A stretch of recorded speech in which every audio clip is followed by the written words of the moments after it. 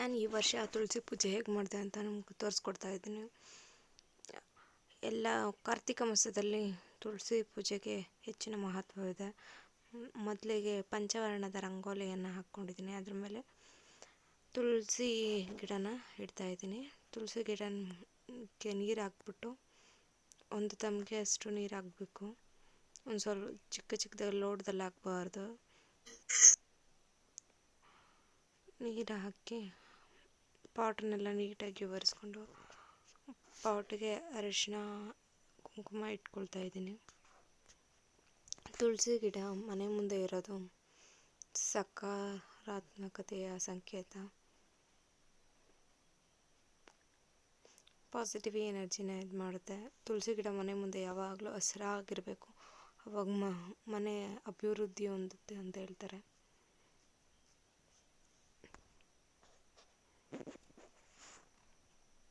ಇದು ಇವಾಗ ಬೆಟ್ಟದ ನೆಲ್ಲಿಕಾಯಿ ರೆಂಬೆ ಇಟ್ಟಿದ್ದೀನಿ.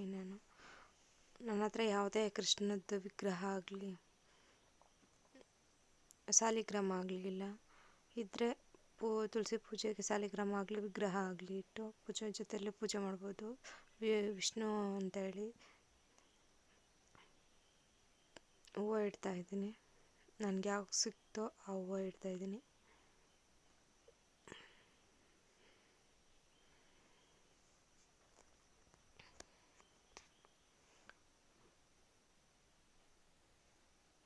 ಎಲ್ಲ ಅಡಿಕೆ ಬಾಳೆಹಣ್ಣು ಇಟ್ಕೊಳ್ತಾ ಇದ್ದೀನಿ. ತುಳಸಿ ಕಡೆ ಮುಖ ಮಾಡಿ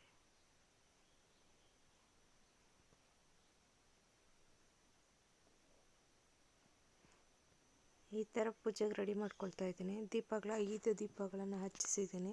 ತುಳಸಿಗೆ ಪಂಚವರ್ಣದ ರಂಗೋಲಿ ಹಾಕಿದ್ದೀನಿ.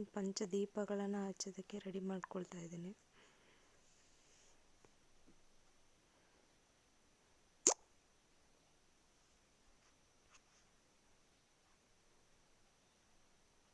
ನೈವೇದ್ಯಕ್ಕೆ ಅವಲಕ್ಕಿ ಮತ್ತು ಬೆಲ್ಲ ಹಾಕಿ ಒಂದು ನೈವೇದ್ಯ ರೆಡಿ ಮಾಡ್ಕೊಂಡಿದ್ದೀನಿ.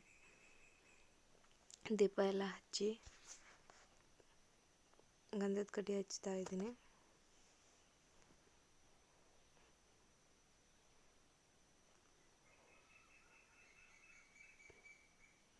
ದೇವರನ್ನ ನೆನೆಸ್ಕೊಂಡು ಪೂಜೆ ಮಾಡ್ತಾ ಇದ್ದೀನಿ. ದೀಪ ಹಚ್ಚಬೇಕಾದ್ರೆ ಶುಭಂ ಕರೋತಿ ಕಲ್ಯಾಣಂ ಆರೋಗ್ಯಂ ಧನ ಸಂಪದ ಶತ್ರುಬುದ್ಧಿ ವಿನಾಶಾಯ ಸಂಧ್ಯಾ ದೀಪಂ ನಮೋಸ್ತುತೆ ಅಂತ ಹೇಳ್ಕೊಂಡು ಸ್ಟಾರ್ಟ್ ಮಾಡೋದು.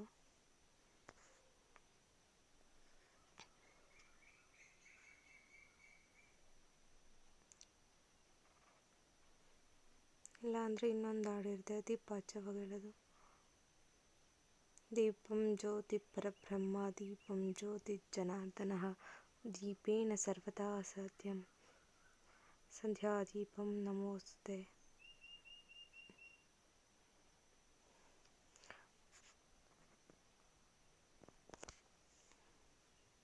ತಾಯಿಗೆ ಪೂಜೆ ಮನೆಯಲ್ಲಿ ನಿಮ್ಮ ಮನಸ್ಸಿನಲ್ಲಿರೋವಂತಹ ಅಭಿಲಾಷಣೆಗಳನ್ನು ತಾಯಿಗೆ ಹೇಳ್ತಾ ಪೂಜೆ ಮಾಡ್ಕೊಳೋದು.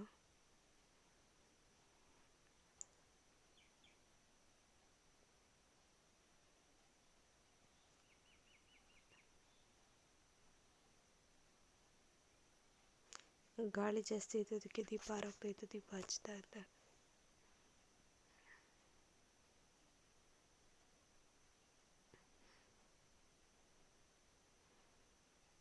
ಸಿಂಪಲ್ಲಾಗಿ ಈ ರೀತಿ ಮಾಡ್ತಾಯಿದ್ದೀನಿ. ಅರಿಶಿನ ಕೊಂಬು ದಾರ ಮಾಡಿಕೊಂಡು ದಾರ ಕಟ್ಟಿದ್ದೀನಿ, ಅದು ಸ್ಕಿಪ್ ಆಗಿದೆ.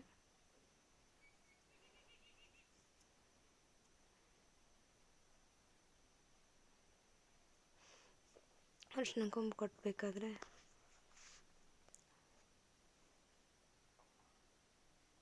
ನಾವೇ ರೀತಿಯಾಗಿ ಹೇಳ್ಕೊಬೋದು. ಸರ್ವಮಂಗಳ ಮಾಂಗಲ್ಯೆ ಶಿವೆ ಸರ್ವಾರ್ಥ ಸಾಧಿಕೆ ಶರಣ್ಯೇ ತ್ರ್ಯಂಬಕೆ ಗೌರಿ ನಾರಾಯಣಿ ನಮೋಸ್ತುತೆ ಅಂತೇಳಿ ಅರಿಶಿನ ಕೊಂಬನ್ನು ತುಳಸಿ ದೇವಿ ಜೊತೆ ವಿಷ್ಣು ಪರಮಾತ್ಮನಿಗೆ ಮದುವೆ ಮಾಡಿಸ್ತಾ ಇದ್ದೀರಿ ಅಂತೇಳಿ ಕಟ್ಟೋದು. ಸಾಕ್ಷಾತ್ ವಿಷ್ಣು ಮತ್ತು ತುಳಸಿ ದೇವಿ ಮದುವೆ ಅಂತೇಳಿ ಪೂಜೆ ಮಾಡೋದು.